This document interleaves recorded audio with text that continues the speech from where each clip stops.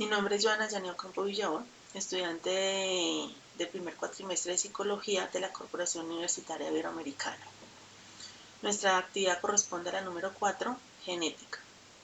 Nuestros integrantes están conformados por Rosa González Cantillo, Angimar Doria, Karen Socarrás y Lady Sánchez, con el profesor David Ricardo Buitrago. La genética es la rama del conocimiento que investiga cómo se transfiere la información biológica de una generación a otra y cómo se expresa en los organismos. Se divide en 4 campos principales: genética clásica o mendeliana, genética molecular, genética poblacional y genética cuantitativa. Genes y cromosoma. Gen es la unidad funcional de la herencia que contiene la información necesaria para la síntesis de proteína y la regulación de características en un organismo. Químicamente, es una cadena lineal de nucleótidos. Los bloques del ADN y del ARN conceptualmente se puede ver como una unidad de almacenamiento de información que puede replicarse, mutuar y regular la expresión de rasgos específicos. Ahora sabemos que los factores involucrados en la herencia son los genes. Esos son los determinantes de las diferentes formas del mismo carácter y cada forma es denominada alelo. Cromosoma. Estructura que empaqueta el material genético en unidades discretas. Está formada por una molécula de ADN o ARN y proteínas llamadas histonas. Los cromosomas se clasifican en 3 tipos: metacéntricos, donde los brazos son de igual longitud, submetacéntricos, con brazos desiguales, y acocéntricos, donde el centrómero se encuentra en un extremo. Cada cromosoma tiene una constricción llamada centrómero, que divide sus brazos. En resumen, la genética es fundamental para comprender cómo heredan y manifiestan los rasgos en los seres vivos, asegurando así la diversidad en las especies. ADN, ácido desoxirribonucleico, es la molécula que contiene la información genética necesaria para la vida. Es como un manual de instrucciones que determina las características de un ser vivo, desde su apariencia física hasta su comportamiento.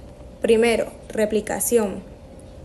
Cuando una célula se divide, el ADN se replica para que cada célula hija tenga una copia idéntica. 2. Transcripción.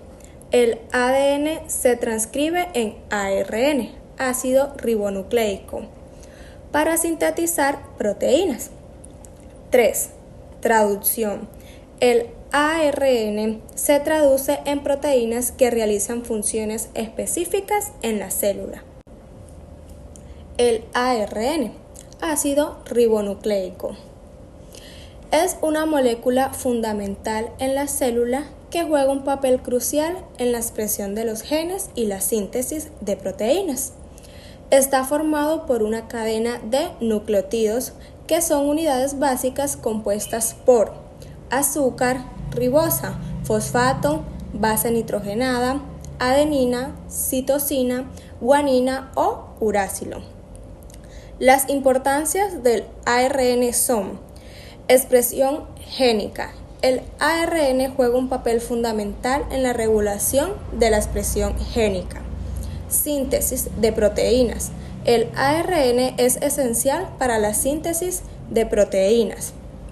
En resumen, el ARN es una molécula crucial en la célula que desempeña un papel fundamental en la expresión de genes y la síntesis de proteínas.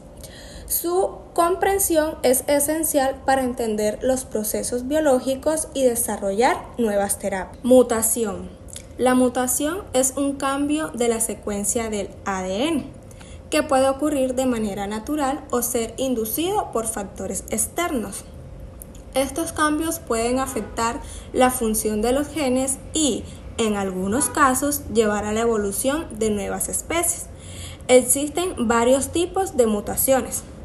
Mutación puntuales. Cambios en una sola base nitrogenada. Mutaciones de inserción. Adición de una o más bases nitrogenadas. Mutaciones de deleción. Eliminación de una o más bases nitrogenadas. Y mutaciones cromosómicas. cambios en la estructura o números de cromosomas. Sus causas pueden ser errores en la réplica del ADN, radiación ultravioleta, sustancias químicas mutagénicas, virus y otros agentes infecciosos. La epigenética es el estudio de los cambios que activan o inactivan los genes sin cambiar la secuencia del ADN, a causa de la edad y la exposición a factores ambientales, tales como la alimentación, el ejercicio, los medicamentos y sustancias químicas. Estos cambios modifican el riesgo de enfermedades y a veces pasan de padres a hijos. El coriotipo. El coriotipo es el conjunto completo de los cromosomas de un individuo. El término también se refiere a la imagen producida en el laboratorio de los cromosomas de una persona aislados de una célula individua y dispuesta en orden numéricos. Los métodos CRIS son herramientas revolucionarias en la edición genética. Principios básicos de CRIS son dos, que es Cas9, que es una enzima que actúa como tijeras moleculares capaz de cortar el ADN. La otra es RNA guía, es una secuencia de ARN que dirige la enzima Cas9 hacia el sitio específico del ADN que desea editar. Los mecanismos de acción es el gRNA, que se une en la secuencia del ARN complementaria en el genoma. Cas9 corta ambas cadenas de ADN en el sitio específico. La aplicación de CRIS Las aplicaciones de CRIS son investigación biomédica, terapia genética, agricultura, biotecnología. Y en conclusión o en resumen, de CRIS es una herramienta poderosa que ha transformado la biología molecular, ofreciendo enormes posibilidades en diversos campos, pero también requiere un manejo cuidadoso ético. Por otro lado, la colonización es un proceso biológico que permite la creación de copias genéticas idénticas de un organismo, células o fragmentos de ADN. Tipos de colonización. La colonización de ADN tiene unas descripciones que se refiere que es una creación de copias de segmentos específicos de ADN. Otra descripción implica la producción de un grupo de células que son genéticamente idénticas. Descripción: proceso mediante el cual se crea un organismo entero que es genéticamente idéntico a otro. Por último, otra descripción se utiliza para crear células madres que pueden ser utilizadas para tratamiento médico.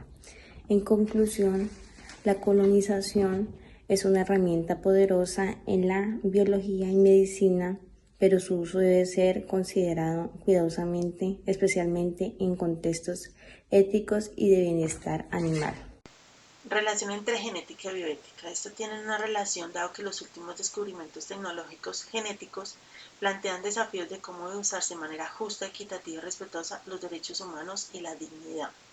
La bioética se asegura que estos avances no se apliquen de manera que violen la privacidad, la autonomía y la equidad, y que se consideren las consecuencias a largo plazo para la sociedad futura de generaciones. Experimento animal.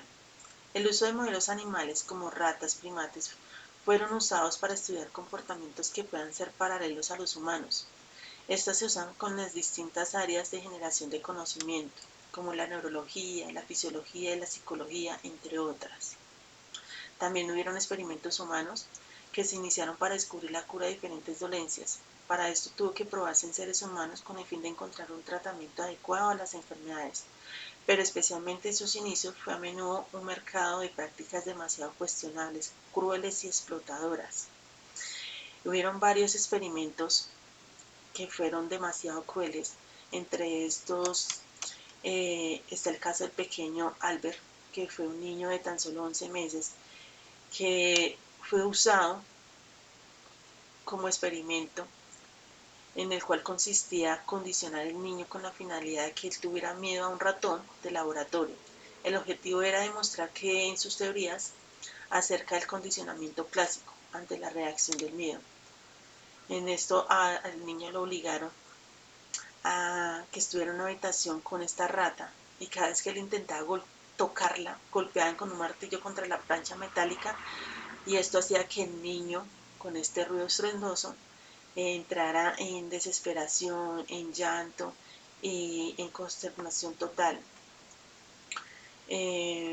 Para esto se aplicaron los códigos de la ética, que fue el código de ética médica de Nuremberg.